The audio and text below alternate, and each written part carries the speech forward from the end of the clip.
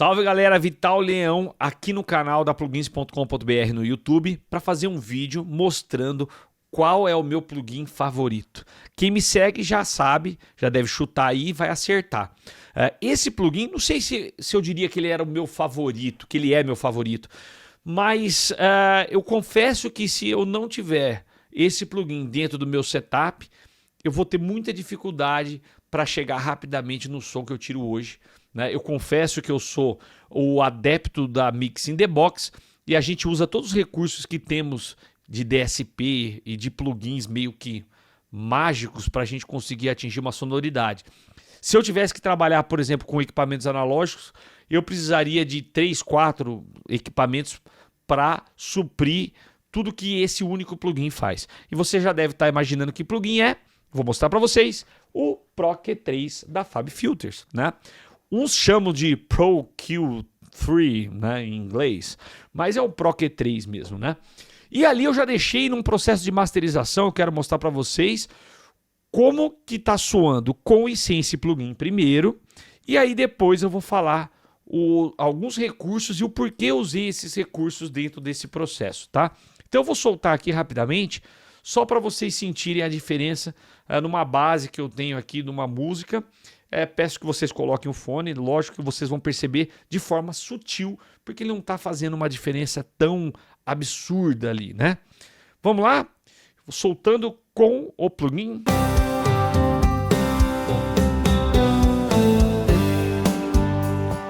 Vou retirar o plugin, hein? Retirando. Colocando.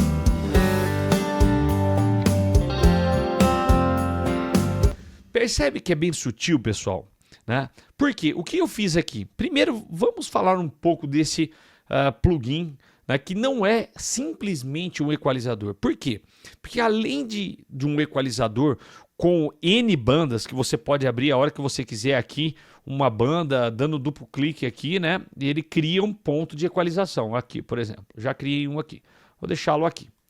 Bom, se eu apertar o botão direito do mouse, eu tenho várias possibilidades de desabilitar esse ponto de equalização, habilitar. Eu posso equalizar dando um ganho aqui e rapidamente apertando esse botão direito do mouse, inverter, né? Retirando na mesma proporção ou acrescentando na mesma proporção. Isso aqui é um botão muito rápido, legal. Eu posso criar um dinâmico e isso que está a diferença dele, por ele não ser simplesmente um equalizador. Você acrescenta dinâmica, ou seja, compressão ou expansão daquela frequência. Compressão, a hora que passar, né, de um certo ponto do limite de threshold, que você pode até regular aqui, ó. Você tem aqui uma regulagem de threshold, né? Ele começa a comprimir ou ele pode expandir, ou seja, ele pode dar ganho. E o interessante é que ele dá um ganho e volta para a posição inicial. É diferente de você simplesmente aumentar aqui essa frequência que ela atingirá um certo nível, né, constante, passando por todos os momentos da música. Mas quando você aplica uma equalização dinâmica, ou seja, um expander nesse ponto, quer dizer que ele vai dar um ganho e vai voltar para sua posição inicial, e com isso, né, de uma forma auditiva, é diferente de você simplesmente aumentar só o volume daquela frequência, tá? Eu vou mostrar para vocês como que eu uso muito o expander nos agudos e eu uso muito os compressores nos graves. Então, além disso, né, voltando aqui com o botão direito, eu posso tirar a dinâmica desse ponto. Eu posso aqui mudar o tipo de filtro, ó. Eu tenho o tipo de filtro Bell, que é esse daqui, que parece um sininho, né? Por isso que ele chama Bell, vem do inglês. Eu posso colocar aqui Low Shelf, ou seja, ele aumenta tudo que está abaixo desse ponto, né? Todas as frequências abaixo desse ponto. Ou um High Shelf, que ele aumenta, por exemplo, tudo acima desse ponto de frequência. Interessante isso. Eu tenho um Low Cut, que ele corta tudo abaixo dessa frequência, né? Desse jeito aqui, mata tudo que eu fiz aqui para trás. Ou eu posso colocar também um Vamos lá. Cadê? Um high cut, cortando tudo que está acima de uma dada frequência. Ele tem uma coisa que eu gosto bastante aqui nesse shape. Opa, peraí, tô me matando aqui. Que esse tilt, né? Eu gosto do tilt porque ele tem uma mudança em que ele pode tanto diminuir quanto aumentar acima de uma dada frequência. Então vamos supor que eu tenha aqui uma certa equalização que eu gostei, só que eu quero retirar um pouco dos graves, aumentar um pouco dos agudos ou vice-versa. Então esse é um balanço tonal interessante, né? Fora isso tem vários outros shapes aqui, né, que eu não vou ficar entrando em detalhes. Bom, mas não só isso, o que ele pode fazer aqui que para mim é o diferencial é você aplicar isso no estéreo, ou seja, ele vai aplicar no LR de forma idêntica. Você pode aplicar só no L. Então, se eu faço esse balanço aqui, isso aqui está acontecendo somente no lado esquerdo da caixa. Eu posso aplicar isso daqui somente no lado direito da caixa. Então, peraí, mudar aqui para o lado direito. Então, agora ele fica em vermelho. Então, eu aplico essa equalização somente no lado direito. Eu posso estar aplicando isso daqui nos midis, ou seja, de uma forma que tudo que toca exatamente igual nos dois lados da caixa, ou eu posso colocar nos sides, que seria aquilo que está diferente em uma caixa em relação a outra, que é justamente esses atrasos de fase, né, em relação ao L e o R, né? Bom, cara, não vai dar para eu falar tudo em um só vídeo, mas eu estou tentando ser bem rápido. Eu posso apagar esse ponto, né, para criar o do duplo clique. O interessante também que vamos supor aqui que você criou, né, a hora que você cria, normalmente ele cria aqui no estéreo. Se você vier aqui com o botão direito e colocar split, ele abre duas possibilidades, o L e o R aqui, tá vendo, ó? Então quer dizer que a partir do momento que eu aperto split, eu tenho uma independência do canal L e do canal e do canal R. Eu posso estar fazendo equalizações diferentes. E isso é que está um dos recursos que eu mais utilizo, que eu gosto bastante. E eu apliquei esse recurso, deixa eu só apagar aqui para não poluir essa master. Eu apliquei esses recursos aqui, ó. Percebe? Eu tenho uma equalização no L, dando os agudos numa dada frequência, e no R, uma frequência um pouquinho diferente. Isso aí dá uma sensação de agudo um pouco maior do lado esquerdo em relação ao lado direito, dando um pouco de naturalidade sonora, né? Então, os equipamentos analógicos, eles não possuem uma simetria perfeita do L em relação ao R. Então, isso é bacana você fazer, né? Aplica um pouco, é justamente o que você está percebendo na hora que eu ligo esse plugin, né, de uma abertura estéreo. Uma das coisas é você equalizar o L e o R de forma diferente, tá? Isso é muito bacana.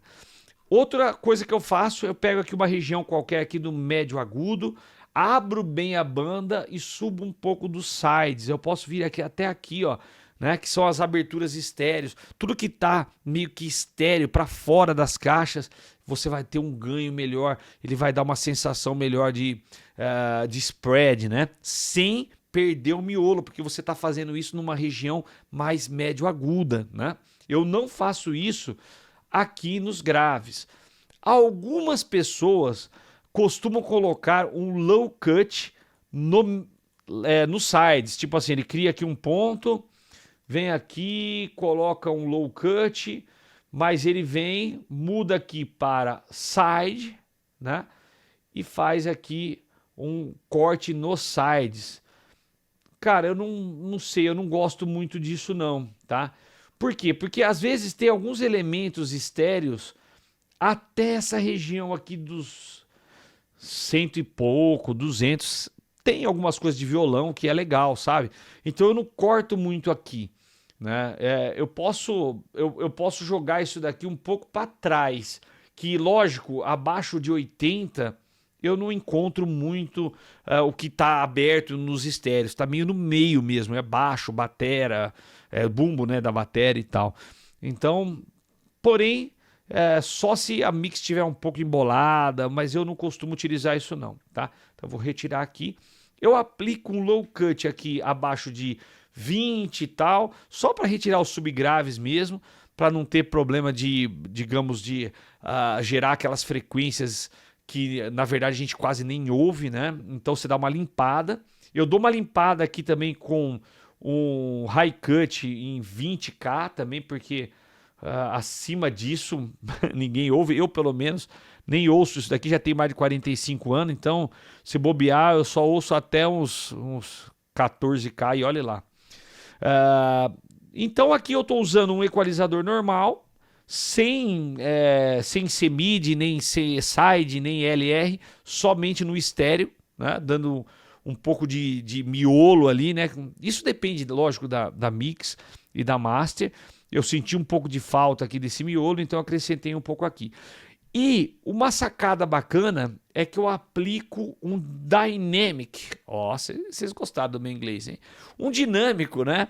Aqui na região grave, principalmente em bumbo, caixa, que às vezes fica estourando um pouco mais e que tá passando um pouco ali na minha mix, eu seguro um pouco na master. Às vezes eu não quero segurar na mix para eu também não perder tanta dinâmica, né, durante a mixagem.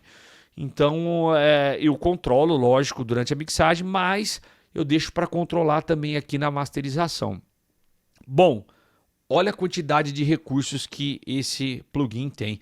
Não só isso, você ainda pode, à medida que está tocando a música aqui, você observar, deixando o mouse parado no espectro, né? Que além disso ele tem um analisador de espectro, para você enxergar quais as frequências estão estourando, estão explodindo aí. E aí você vai com o mouse e puxa essa frequência para baixo e ele já cria um equalizador tipo Bell para você. Olha só, quer ver? Por exemplo, aqui ó.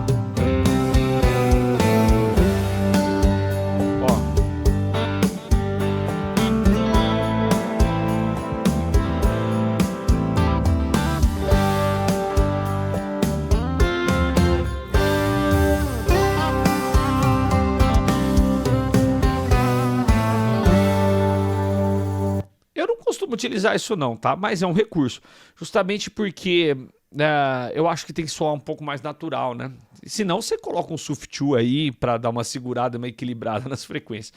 Mas enfim, fora isso que temos aqui, você tem a possibilidade de um alto gain. Isso aqui é legal porque aqui eu tirei até um pouco do ganho, né? Eu tirei uns 0,2 dBs.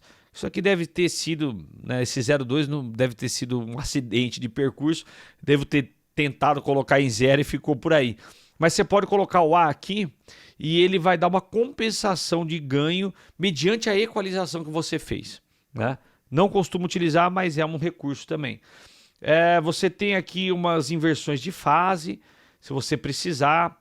Você pode regular o volume L em relação ao R também, separadamente, dar um balanço aí, né? Se você quiser produzir um balanço diferente do L em relação ao R, se você sentir que um dos lados está maior do que o outro.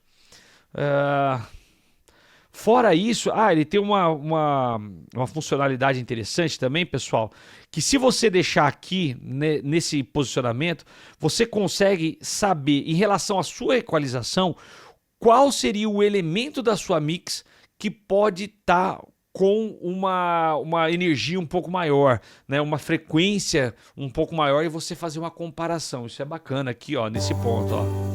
Vamos ver.